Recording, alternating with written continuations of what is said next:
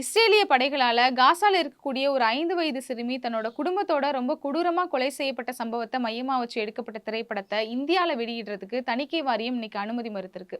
காசாவுக்கும் இஸ்ரேலுக்கும் இடையில நடந்த போர்ல காசால இருக்கக்கூடிய 5 வயது சிறுமியான ஹிந்த் ரிஜாப் அப்படிங்கிற சிறுமி தன்னோட குடும்பத்தோட இஸ்ரேலிய படைகளால ரொம்பவே கொடூரமான முறையில சுட்டு கொலை செய்யப்பட்டாங்க. அந்த சமயத்துல அந்த சிறுமி தன்னுடைய உயிரை காப்பாற்ற சொல்லி உதவி மையத்துக்கு போன் பண்ணி பேசின அந்த ஆடியோ ரெக்கார்ட் அப்படிங்கிறது சர்வதேச அளவுல மிகப்பெரிய பதற்றத்தை உண்டு பண்ணுச்சு. அப்படி இருக்கக்கூடிய சூழ்நிலையில தான் துனிசியா நாட்டை சேர்ந்த கௌதர் பென் ஹானியா அப்படிங்கிற ஒரு திரைப்பட இயக்குனர் இதை மையமா வச்சு ஒரு திரைப்படத்தை எடுக்கிறாரு. அந்த படம் பேர் தான் த வாய்ஸ் ஆஃப் ஹிந்த் ரஜாப் அப்படிங்கிறது. இந்த படம் ஆஸ்காருக்கு பரிந்துரைக்கப்பட்ட படம் மட்டும் இல்லாம சர்வதேச திரைப்பட விழால திரையிடப்பட்டு பலரினுடைய பாராட்டுகளையும் இந்த படம் பெற்றுச்சு. இப்படிப்பட்ட ஒரு படத்துக்கு தான் இன்னைக்கு ஒன்றிய தணிக்கை வாரியம் இந்தியால வெளியிடுறதுக்கு அனுமதி மறுத்திருக்காங்க. இது குறித்து அந்த படத்தினுடைய விநியோகஸ்தகரா இருக்கக்கூடிய மனோஜ் நந்த்வானா என்ன சொல்றாரு அப்படின்னா, இந்த படத்தை வெளியிடாம இருக்கிறதுக்கு தணிக்கை வாரியம் சொன்ன காரணம் அப்படிங்கிறது ரொம்பவே மோசமானதா இருக்கு. இஸ்ரேலுக்கும் இந்தியாவுக்கும் இடையில ஒரு வலுவான ஒரு உறவு ஒண்ணு இருக்கு. இந்த படத்தை வெளியிடுறதன் மூலியமா அந்த உறவு முறிஞ்சிறதுக்கான வாய்ப்புகள் இருக்கு. அதனாலதான் இந்த படத்தை நாங்க வெளியிட வேண்டாம் அப்படின்னு சொல்றோம்னு சொன்னாங்க. இது ரொம்பவே மோசமான ஒரு விஷயமாக நான் பாக்குறேன் அப்படின்னு அவர் சொல்லியிருக்காரு. அது மட்டும் இல்லாம இந்தியா மட்டும் இல்லாம அமெரிக்கா, இங்கிலாந்து மாதிரியான இஸ்ரேலுக்கு நட்பு நாடுகளா இருக்கக்கூடிய நாடுகள்ல கூட இந்த படம் வெளியிடப்பட்டிருக்கு. அப்படி இருக்கும்போது இந்தியா மட்டும் மறுப்பு தெரிவிக்கிறதுக்கு என்ன காரணம் அப்படிங்கிற கேள்வியையும் அவர் முன் வச்சிருக்காரு. இது மட்டும் இல்லாம அவர் என்ன சொல்றாருன்னா, ஆஸ்காருக்கு முன்னாடியே இந்த படத்தை திரையிடுறதா நாங்க திட்டமிட்டு இருந்தோம். பிப்ரவரி மாசத்திலேயே நாங்க தணிக்கை வாரியத்துக்கு அனுமதி கேட்டு விண்ணப்பிச்சிருந்தோம். ஆனா அவங்க மார்ச் மத்தியில தான் இந்த படத்துக்கு அனுமதி மறுப்பும் தெரிவிச்சிருந்தாங்க.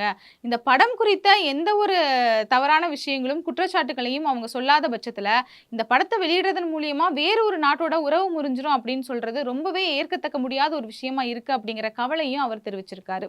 இப்போ இந்த தணிக்கை வாரியம் இந்த படத்தை வெளியிடக்கூடாதுன்னு சொல்றது இதுதான் முதல் தடவையா அப்படின்னு கேட்டா கிடையாது.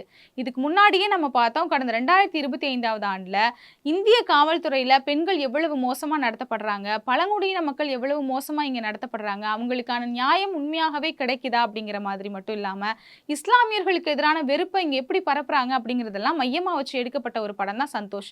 அந்த படத்தை எப்படி இந்தியால திரையிடவே கூடாது அப்படின்னு தணிக்கை வாரியம் உறுதியா இருந்துச்சு அப்படிங்கிறது நமக்கு தெரியும். அது மட்டும் இல்லாம 2025 அக்டோபர்ல அவங்க திரும்பவும் விண்ணப்பிக்கிறாங்க ஓடிடில ரிலீஸ் பண்ணலாம் அப்படின்னு. ஓடிடில கூட அந்த படத்தை வெளியிடக்கூடாது அப்படிங்கிறதுல ரொம்பவே தணிக்கை வாரியம் உறுதியா இருந்துச்சு.